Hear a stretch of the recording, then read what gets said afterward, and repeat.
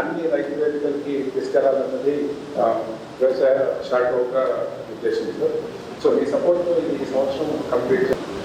ఆర్థిక పరిస్థితులు అనుకూలంగా లేకపోయినా గత ప్రభుత్వ కాలంలో అనిశ్చితమైనటువంటి పాలన, అవగాహన లేనటువంటి పాలన, అవినీతి పాలన వల్ల ఆర్థిక పరిస్థితి చిన్నాభిన్నమైనప్పటికీ మీరు ఇచ్చినటువంటి మాట, పార్టీ ఇచ్చినటువంటి మాట కట్టుబడి ఎన్ని ఇబ్బందులు ఉన్నాయో ఏదైతే తెలంగాణ రైతు లోకానికి మాట ఇచ్చారో ఆ వర్గాన్ని నిలుపుకునే భాగం ఎంతోమంది. తద్వారా మీ టీంలో ఉన్నటువంటి మేము, రాష్ట్ర ప్రభుత్వంలో ఉన్నటువంటి అందరం కలిసి పార్టీ ప్రజా భవిష్యత్తులో మన పాలన చూసి, మన రాష్ట్రాన్ని చూసి పక్క రాష్ట్రాలు అనుసరించేటట్టుగా మన పాలన కొనసాగాలని.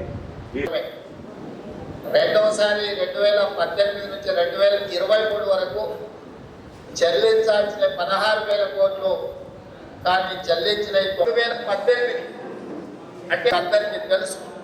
తెలంగాణ రాష్ట్ర ఏర్పాటు ప్రక్రియను ప్రారంభించిన రోజు డిసెంబర్ 9. అదేవిధంగా మన తెలంగాణ రాష్ట్ర కళ సాకారం చేసిన శ్రీమతి సోనియా గాంధీ గారి జన్మదినం కూడా డిసెంబర్ 9.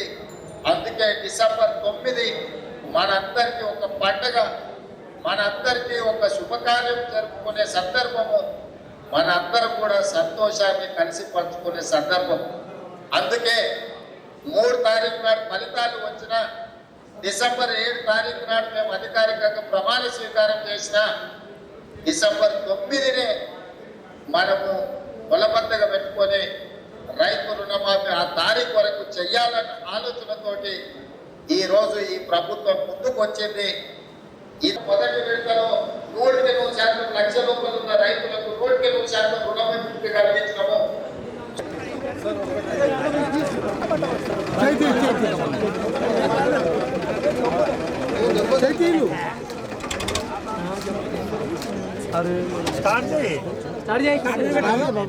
Congress!